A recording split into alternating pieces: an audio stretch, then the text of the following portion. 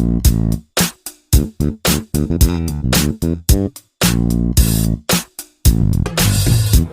Students, आज के physics lecture में आपका बहुत स्वागत है। आज के फिजिक्स लेक्चर में हम पढ़ेंगे चैप्टर 3 करंट इलेक्ट्रिसिटी के अंतर्गत एक नया टॉपिक स्पेसिफिक रेजिस्टेंस और रेजिस्टिविटी विद न्यूमेरिकल्स, अर्थात विशिष्ट प्रतिरोध अथवा प्रतिरोधकता। और साथ ही वीडियो के अंत में देखेंगे टॉपिक से रिलेटिव बहुत ही इम्पोर्टेंट न्यूमेरिकल्स। इसलिए बच्चों वीडियो को अंत तक अवश्य देखिए। मैं हूं Durgesh Chandra Gupta, my channel is concept physics by DC Gupta. तो आइए लेक्चर को स्टार्ट करते हैं और देखते हैं स्पेसिफिक रेजिस्टेंस के बारे में। ये मैंने इसका चित्र बनाया है। ये हमारा कोई area of cross section A और लेंथ L का कोई चालक है, जिसका अनुप्रस्थ परिच्छेद का क्षेत्रफल A और उसकी लेंथ लंबाई हमारी L है। तो जैसा कि हम जानते हैं कि जो हमारा प्रतिरोध होता है, रेजिस्टेंस होता है किसी भी कंडक्टर का, किसी भी चालक का, वह उसकी लंबाई के अनुक्रमानुपाती होता है। अर्थात इसी चालक अथवा कंडक्टर की लंबाई हम बढ़ा दें तो उसका प्रतिरोध भी बढ़ जाएगा, और लंबाई को कम कर दें अर्थात चालक तार को मोटा कर दें तो उसका प्रतिरोध कम हो जाएगा। और जो प्रतिरोध होता है किसी चालक तार का, वह एरिया ऑफ क्रॉस सेक्शन अर्थात अनुप्रस्थ परिच्छेद के क्षेत्रफल A के व्युत्क्रमानुपाती होता है। इसका मतलब ये हुआ कि जितना मोटा तार होगा उतना उसका रेजिस्टेंस अथवा प्रतिरोध कम होगा, और जितना पतला तार होगा और जितना एरिया ऑफ क्रॉस सेक्शन कम होगा उतना ही प्रतिरोध ज़्यादा होगा। इसलिए हम देखते हैं जो भी हमारी मेन लाइनें होती हैं वह उनमें मोटे मोटे तार ही पड़े होते हैं। एरिया ऑफ क्रॉस सेक्शन अर्थात क्षेत्रफल, उसका अनुप्रस्थ परिच्छेद का क्षेत्रफल अधिक होता है। अधिक होगा तो उसमें प्रतिरोध कम होगा, उसमें रेजिस्टेंस कम होगा और विद्युत धारा हमारी अधिक प्रवाहित होगी। तो इन दोनों को हम अगर मिला के लिख दें तो R is proportional to L upon A। अब हम यहाँ देखते हैं, जैसा कि हमने ये चित्र बनाया है, कि यदि किसी तार को खींचकर उसकी लंबाई दोगुनी कर दें तो उसका नया प्रतिरोध प्रारंभिक मान का 4 गुना हो जाएगा। अगर दुगना कर दें, हम खींच के लंबाई 2L कर दें, तो जब लंबाई हम 2L करेंगे तो उसका जो एरिया ऑफ क्रॉस सेक्शन है, अनुप्रस्थ परिच्छेद का क्षेत्रफल है, वह आधा रह जाएगा, वह तार हमारा पतला हो जाएगा। तो A/2, तो A/2 यहाँ रखेंगे और 2L यहाँ, तो हमारा हो जाएगा 4। अर्थात यदि किसी तार को खींचकर उसकी लंबाई 2 गुनी कर दें तो उसका नया प्रतिरोध प्रारंभिक मान का 4 गुना हो जाएगा। तो इससे स्पष्ट ही है सूत्र से। तो अब यहाँ हम ला के लिखते हैं, अब यहाँ पर हम रखते हैं बराबर R इक्वल टू रो और L अपॉन A, वेयर जहाँ रो हमारा क्या है, इसको बोलते हैं रो। ये हमारा ग्रीक भाषा का शब्द है, ग्रीक भाषा का शब्द है रो। ये हमारा अनुक्रमानुपाती नेतांक है। क्या है? Where rho is a constant, एक नेतांक है। This is called specific resistance और रेजिस्टिविटी। इसे हम विशिष्ट प्रतिरोध अथवा प्रतिरोधकता कहते हैं। तो इस प्रकार से हम इसका सूत्र का निर्माण करते हैं। सूत्र इसका बनाते हैं R प्रोपोर्शनल टू L और R inversely proportional to area of cross section, और इन दोनों को मिलाकर लिखने पर R is proportional to L upon A। तो आर एक अनुक्रमानुपाती नियतांक आ जाएगा, रो ग्रीक भाषा का शब्द है, और एल अपॉन ए। तो ये हमारा यहाँ पर सूत्र बन गया। अब इस सूत्र से हम रो बराबर इसका फार्मूला बना लेंगे। तो देखते हैं, रो बराबर आर ए अपॉन एल, ये हमारा रो विशिष्ट प्रतिरोध का सूत्र आ गया। अब इस सूत्र से हम परिभाषा बना सकते हैं। इस सूत्र से हमारी डायरेक्टली परिभाषा ये बन जाएगी, यदि L बराबर 1 मीटर, A बराबर 1 मीटर स्क्वायर यहाँ पर रख दें, अर्थात जो चालक है, हमारा कंडक्टर है, वो एकांक लंबाई का हो और उसका एरिया ऑफ क्रॉस सेक्शन अनुप्रस्थ परिच्छेद का क्षेत्रफल 1 मीटर स्क्वायर हो, तो रो बराबर हमारा क्या हो जाएगा, आर ओम मीटर। तो इसकी परिभाषा हम यहीं से बनाएंगे। The specific resistance of a material is equal to the resistance of a wire of that material of 1 metre length and 1 metre square area of cross section. Hindi में देख लेते हैं, यदि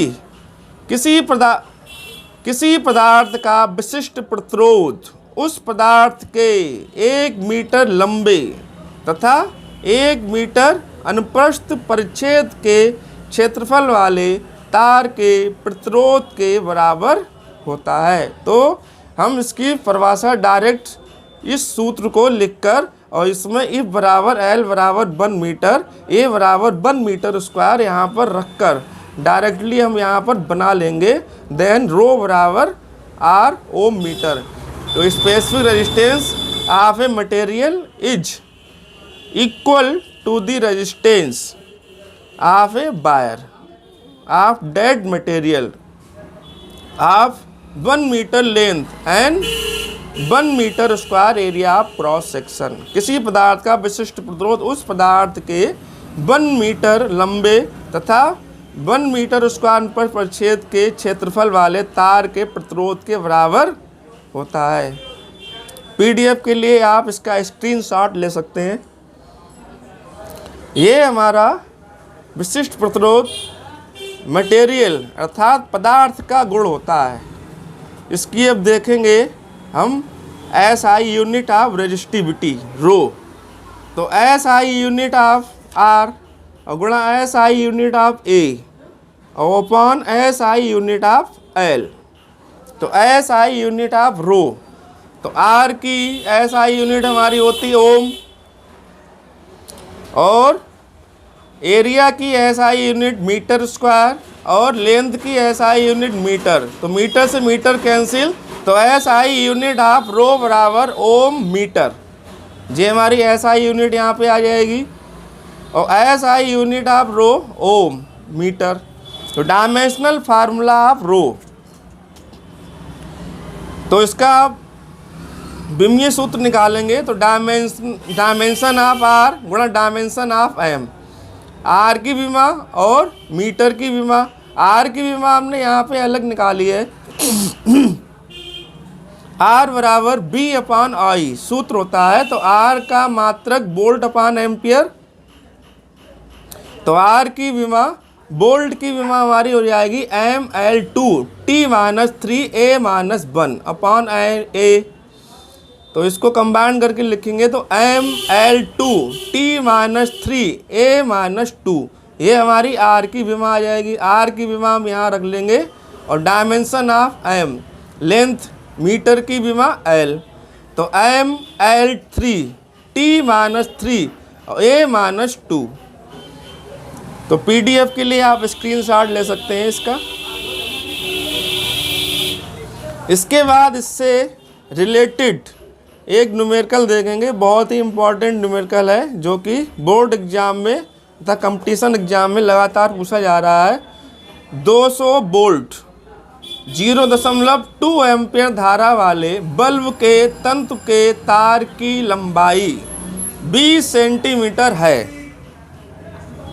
तंतु के पदार्थ का विशिष्ट प्रतिरोध 5 × 10⁻⁻7 ओम मीटर है। तार के व्यास की गणना कीजिए। तो ये हमें मान ज्ञात करना, तार के व्यास 2r की गणना करनी है।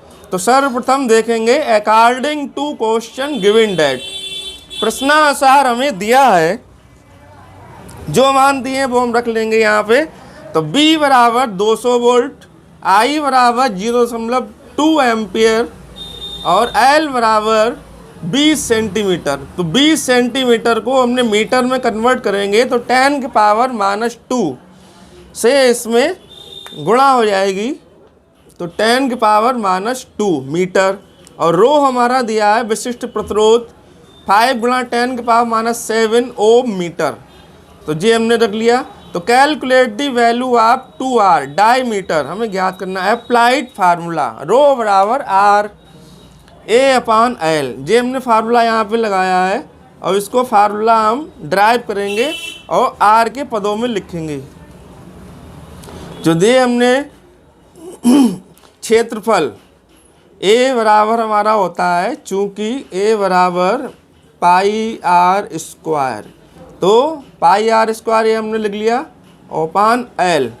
तो r² को लेफ्ट हैंड साइड में और बाकी सभी पद राइट हैंड साइड में ला करके हमने सिंपल कर लिया है। तो ρL अपान πr, तो r² बराबर इसका मान रख लिया है रो का 5 × 10⁻⁻7, L का मान 20 × 10⁻⁻2 और r बराबर हमारा क्या होता है B/I, जे हमने यहाँ पर रख लिया है। तो B/I, तो पाई बराबर 22/7 और B बराबर 200 वोल्ट और I का मान 0.2। ये सभी मान हमने यहाँ पर रख लिए। तो दशमलव ये हटा के 1 0 बढ़ जाएगा और 2 से 2 कैंसिल, और ये हमारे क्या होगा 1000 और 7 को ऊपर ले आएंगे तो 5 दूनी 10 और गुणा 10 की पावर पूरी लिख लेंगे यहाँ पर 10 की पावर -7 और -2 -9 5 और 20 पंजे 100 हो गए 100, 20 पंजे 100 और 10 की पावर -9 और 7 को ऊपर ले आएंगे तो गुणा 7 और अपान में आ जाएगा 22 × 1000 हो गए। तो 2 0 से 2 0 जो हम यहाँ पे काट देंगे, तो ऊपर ये हमारा हो जाएगा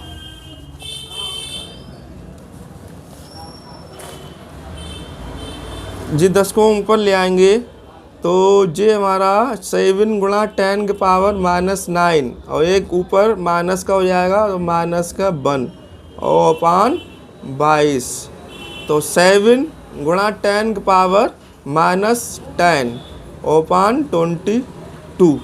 अब इसको हम काटेंगे 7 को 22 से, तो दशमलव और 1 0, तो बाहर जाएगा हमारा 22 × 66, तो कितने बचे 4, दशमलव लगा हुआ है 1 0 बढ़ जाएगा तो 22 एकम 22, कितने बचे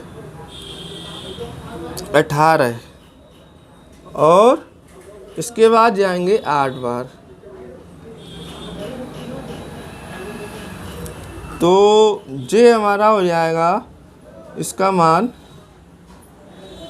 बराबर दशमलव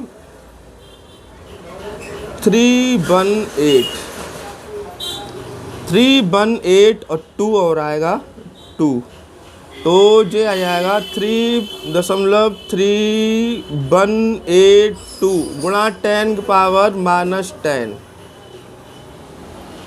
r², तो r² बराबर आ गया 0.3182 गुणा 10 की पावर -10 मीटर स्क्वायर। अब इसका हम वर्गमूल कर लेंगे तो हमारा r आ जाएगा, तो वर्गमूल लेने पर दोनों पक्षों में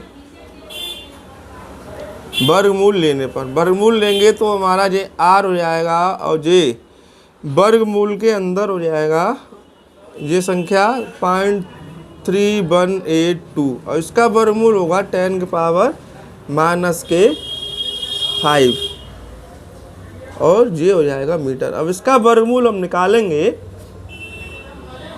तो ये हो जाएगा हमारा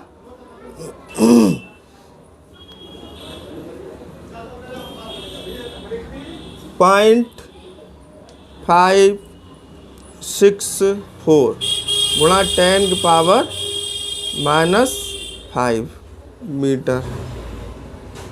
अब इसका हमें निकालना व्यास अर्थात 10। इस प्रकार 2r व्यास बराबर 2 और गुणा इसके 2 से गुणा कर देंगे 0.564 और गुणा 10 की पावर -5 मीटर। तो ये हमारा हो जाएगा 1.128 गुणा 10 की पावर -5 मीटर और दशमलव को एक अगर दाएं तरफ हम लाएं तो 11.28 गुणा 10 की पावर -6 मीटर। ये हमारा आंसर आ जाएगा।